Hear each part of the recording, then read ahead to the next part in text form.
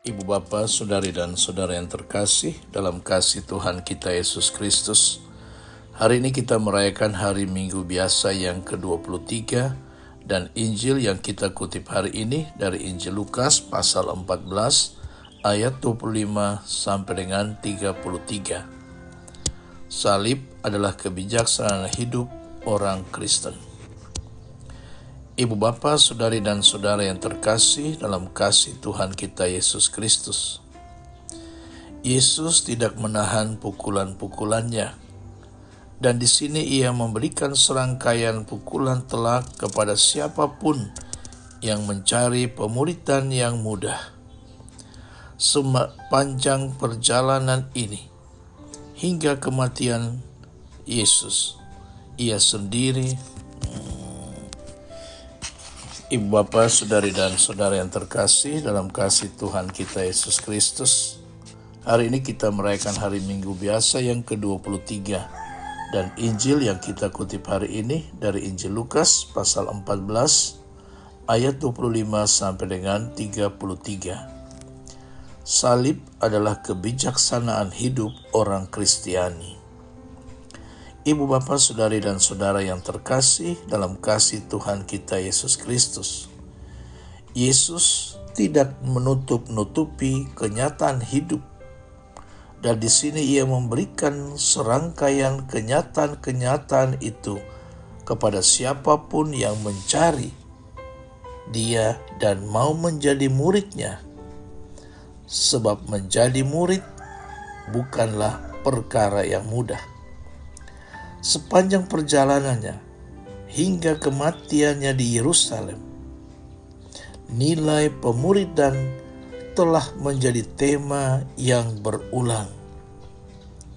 Sebagaimana seringkali kita dengar, biarlah orang mati menguburkan orang mati, atau tentang perumpamaan orang kaya yang bodoh yang harus meninggalkan segalanya dan mengikuti dia, atau dari orang yang kepadanya banyak dipercayakan, di sana juga lebih banyak lagi yang akan dituntut.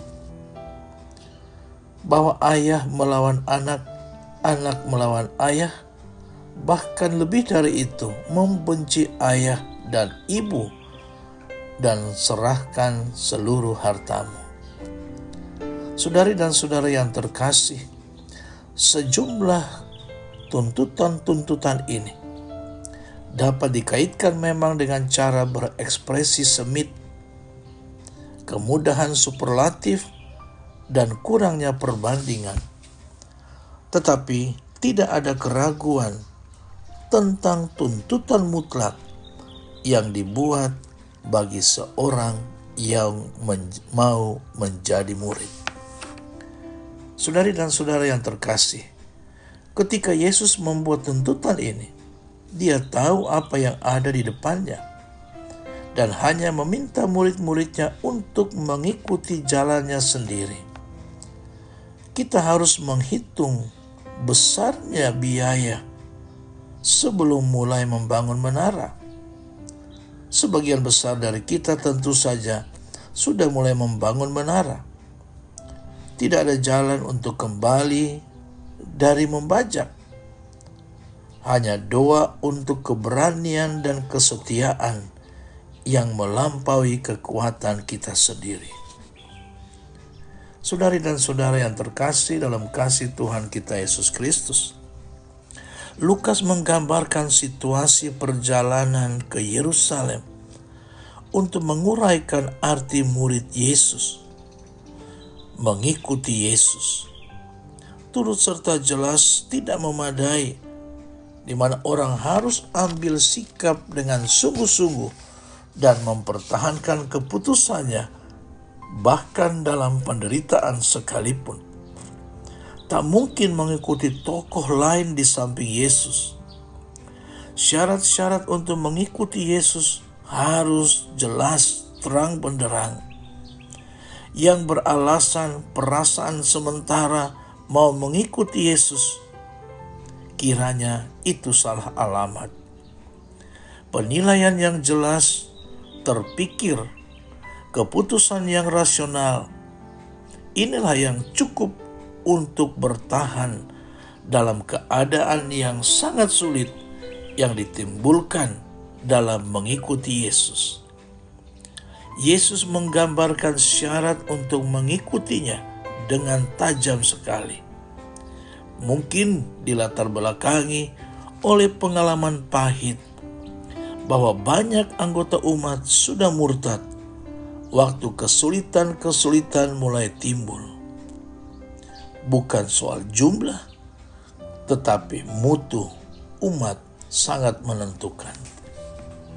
Saudari dan saudara yang terkasih dalam kasih Tuhan kita Yesus Kristus, Yesus menempatkan salib itu jauh di dalam lubuk hatinya.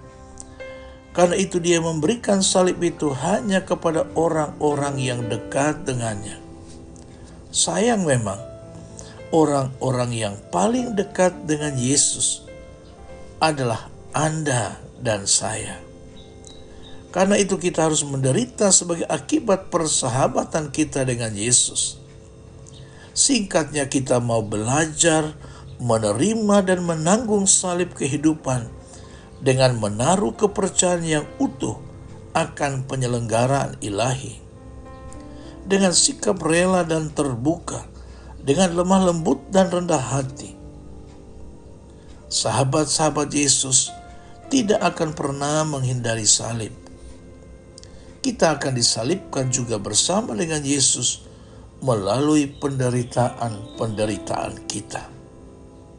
Namun, ingat, Yesus tidak pernah memberikan kita salib yang tidak bisa kita pikul. Amin.